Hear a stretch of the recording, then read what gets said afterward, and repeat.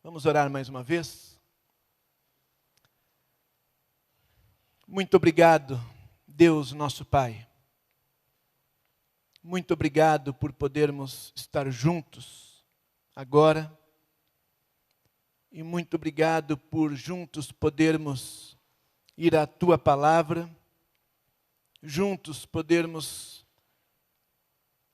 abrir os nossos corações e as nossas mentes para que o Teu Espírito nos visite, para que o Teu Espírito abra os nossos olhos, os ouvidos, para que possamos ouvir ao Senhor. Fala conosco, Senhor, hoje à noite. Toca em nós, faz a Tua vontade, estabelece ainda mais Teu reino em nós, entre nós, glorifica o Teu nome. Assim nós oramos no nome de Jesus. Amém. Amém. Este diálogo de Jesus com Filipe e André acontece em Jerusalém, às vésperas da Páscoa. E aquela certamente não seria uma Páscoa comum.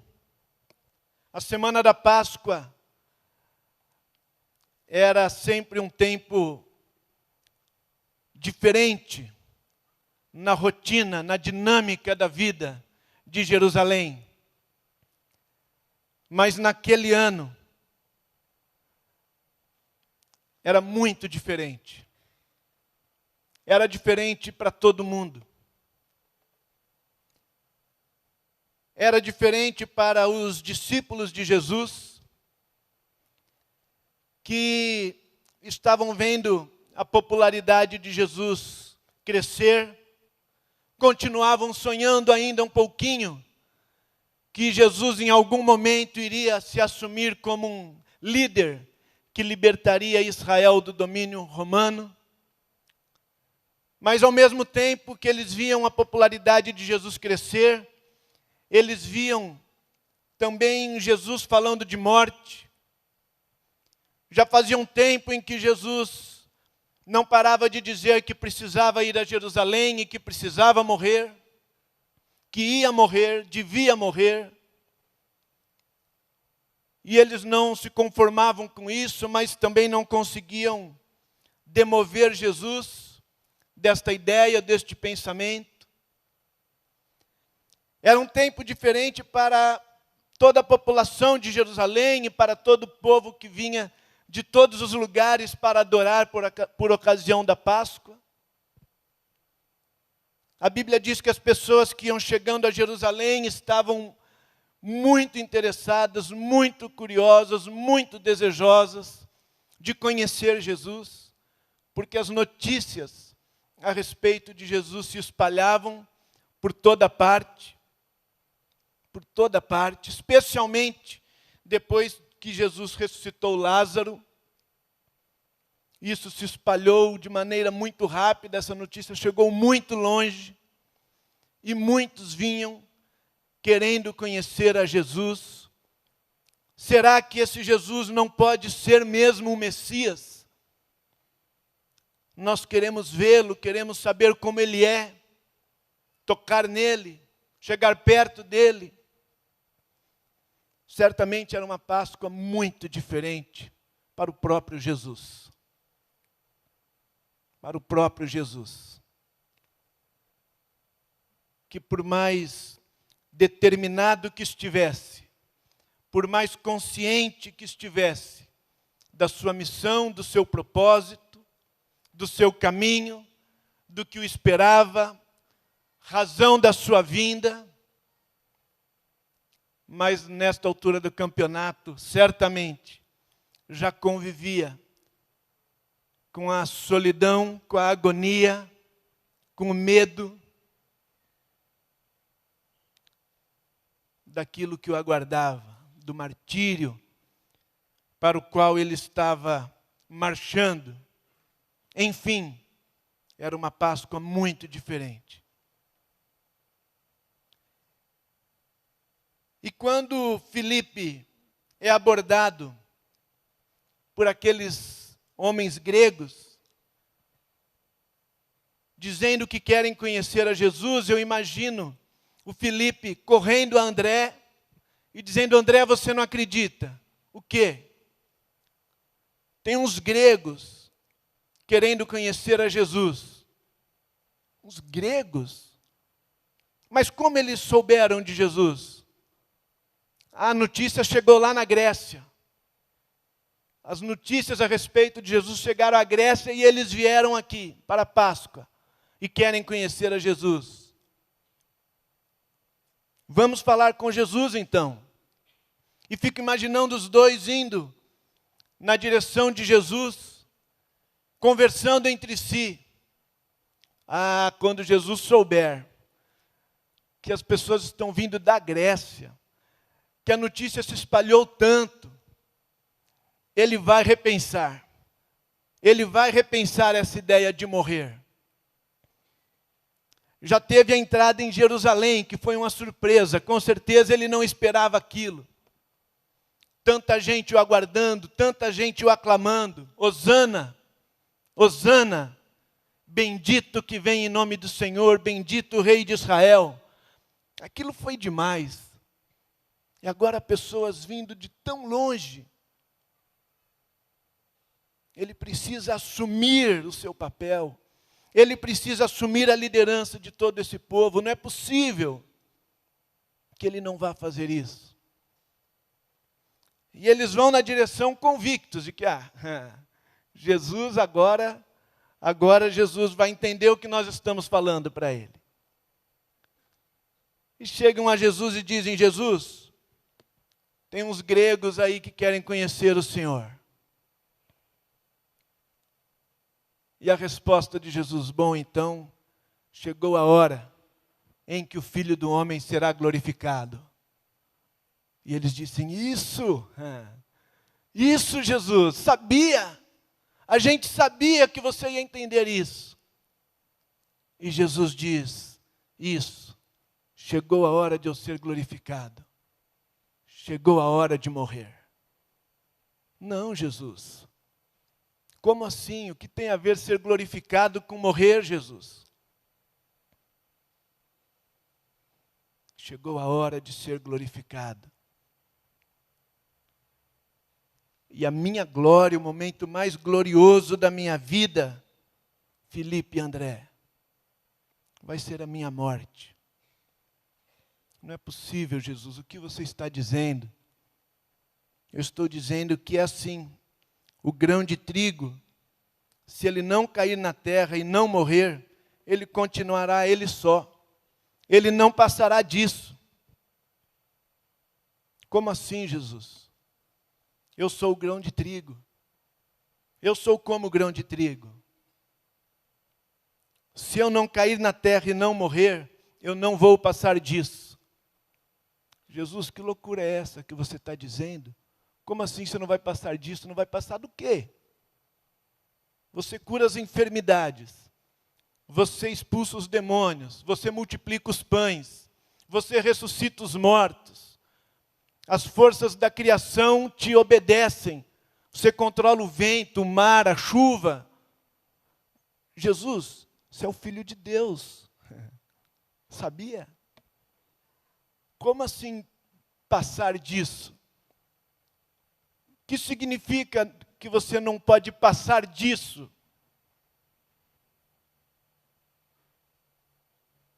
Se o grão de trigo não cair na terra e não morrer, ele não vai passar disso. Mas se ele cair na terra, se ele morrer, ele produzirá muito fruto. Filipe, André, grão de trigo. Presta atenção. Grão de trigo. Grão de trigo morto. Uma planta de trigo. Muitas espigas. Muito grão de trigo. E mesma coisa comigo. Eu, Jesus, morto. Muito Jesus espalhado. Muito Jesus por toda parte. Como assim, Jesus? O que você está dizendo? Estou dizendo para vocês que a minha vida entre vocês possibilita a vocês saber o que vocês podem ser. Vocês foram criados para serem como eu. À medida que eu vivo entre vocês, vocês olham para mim e vocês sabem o que vocês podem ser. Mas só por meio da minha morte vocês poderão ser o que vocês devem ser. Só por meio da minha morte vocês poderão ser o que foram criados para ser. E vocês foram criados para ser como eu. Jesus, você está dizendo que se você não morrer, nós não podemos ser como você. Isso.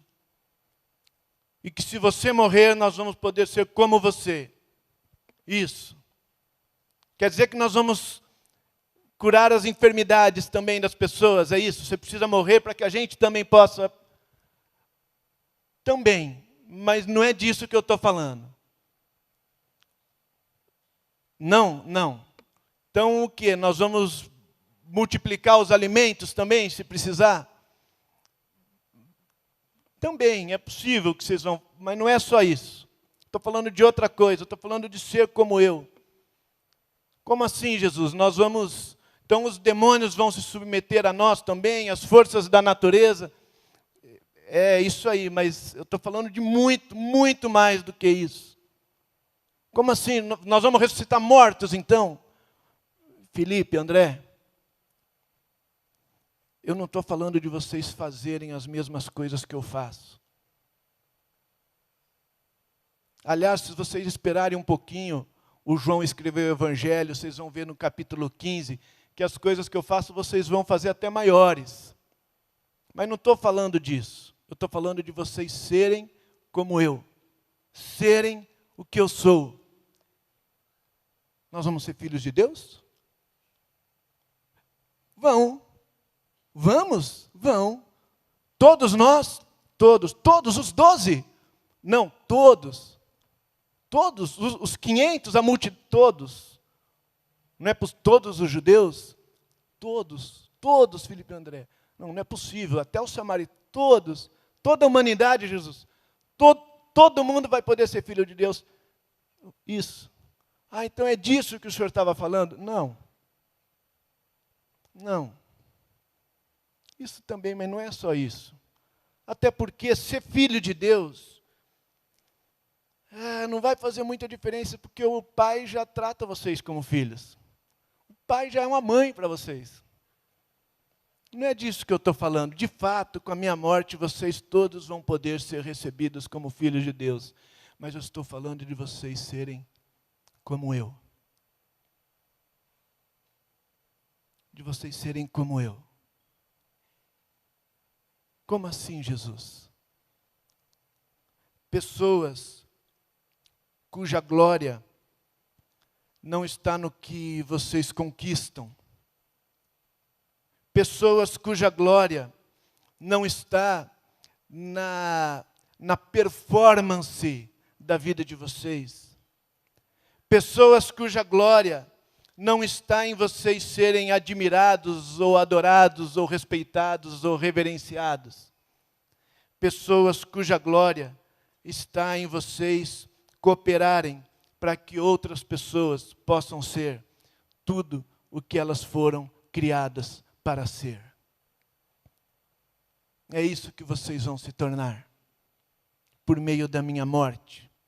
É isso que só a minha morte pode produzir. Produzir em vocês outras pessoas como eu. Pessoas que não vivem para si. É interessante que a Páscoa ela está bem no início do calendário judaico. Significa que no final do ano anterior, Jesus só estava falando de morrer. Se o pessoal perguntasse, e aí Jesus, o que faria que o próximo ano fosse para você um ano de glória? O que faria que o próximo ano fosse para você um ano especial, o máximo? Que tal pessoas vindo de toda parte para te adorar, Jesus? Para o ano que vem eu desejo morrer. O ano que vem para mim vai ser o máximo se eu morrer. Como assim, Jesus? Que tal se no ano que vem você conduzir o povo de Israel, todo o povo judeu, numa revolução, numa rebelião contra o Império Romano, e o Império ser resgatado a Israel, e você se centrar no trono? O ano que vem vai ser o máximo se eu morrer. Mas Jesus, como assim morrer? E que tal se no ano que vem, já sei, o negócio deles são as pessoas, né? Que tal no ano que vem, se você curasse todo mundo, ressuscitasse todo mundo que morresse, alimentasse todo mundo, não tivesse mais ninguém? O ano que vem vai ser um ano glorioso para mim, se eu morrer. Por que, Jesus? Porque só se eu morrer, a vida que está em mim vai poder estar em vocês. E só se eu morrer, vocês vão se tornar pessoas que também podem morrer para que a vida que está em mim e estará em vocês esteja em outras pessoas também. Jesus, você está dizendo que a gente vai ter que morrer também, é isso, depois? E talvez Jesus dissesse assim, pior. Como assim pior, Jesus? Porque eu conheço vocês e eu já percebi o seguinte, que se eu perguntar para vocês se vocês topariam morrer por mim, vocês diriam com contundência, claro, Senhor. Aliás, pode acompanhar aí que vocês vão ver que daqui a pouco vocês vão dizer isso. Vocês estão dispostos a morrer. Pelo menos vocês dizem. Só que vai ter momentos em que para que a vida que está em mim, estará em vocês, também possa estar com outras pessoas, vocês não vão precisar morrer. Vocês vão precisar fazer uma coisa mais difícil. Perdoar, por exemplo. Vocês vão precisar repartir um pouquinho do que vocês têm. Talvez vocês precisem, em algum momento, abrir mão de um plano melhor de TV a cabo para pagar a conta de luz do vizinho, entendeu? E parece que isso aí é mais difícil do que morrer para vocês.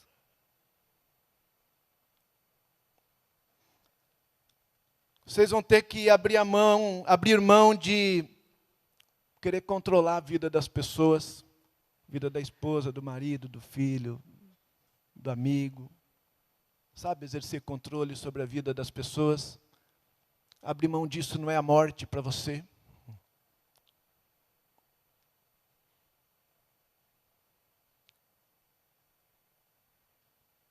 Jesus, o que você está querendo dizer para nós? Você está falando da sua morte, mas a sua morte não é para perdoar os nossos pecados? É verdade, mas nesse momento aqui eu estou pensando na minha morte, eu nem estava lembrando disso, nem estava lembrando dos pecados de vocês. A sua morte não é para a gente poder ir para o céu depois que a gente morrer?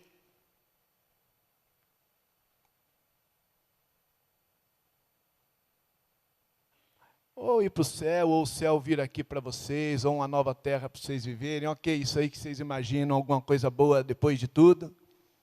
Mas também não estava pensando nisso. Quando eu penso na cruz, eu não penso nem em livrar vocês da morte por causa dos pecados agora, e nem penso numa vida melhor para vocês depois que vocês morrerem. Eu penso na minha vida em vocês agora. Depois que eu morrer, seus pecados vão estar perdoados e o seu pós-morte vai estar garantido. Mas, se a minha vida não estiver em vocês, se vocês não se tornarem o que eu sou, então a minha morte não teve fruto. Então a minha morte não teve fruto.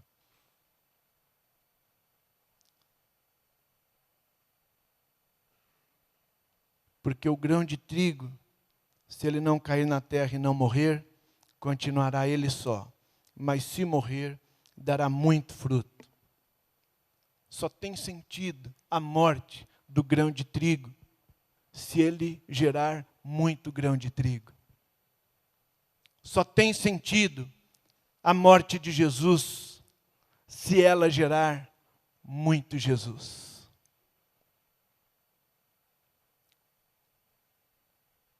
Se ela não gerar Jesus na minha vida, ela foi em vão na minha vida. Se ela não gerar Jesus na sua vida, ela foi em vão na sua vida. O que Jesus está dizendo para nós hoje, quando nós vamos participar da ceia do Senhor?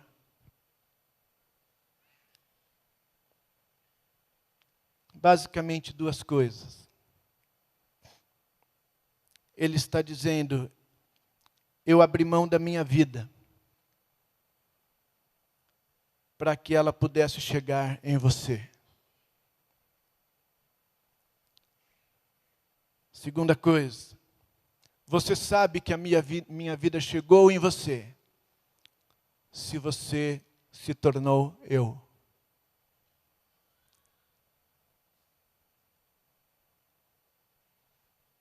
Bom, Jesus, e como eu sei que eu me tornei você? O pastor Ed deu uma dica para a gente outro dia aqui, né? Como que ele disse? Se você é uma pessoa que pensa em só você mesmo, você não é convertido. Foi isso? Mais ou menos? Sim? Você não se tornou Jesus. Você não se tornou Jesus. A morte de Jesus não fez efeito na sua vida, não fez efeito na minha. E a maneira como a gente pensa um pouco mais nisso, enquanto nos aproximamos da mesa, e eu peço que os irmãos que vão nos ajudar a servir, que já venham aqui para frente, por gentileza, a banda também.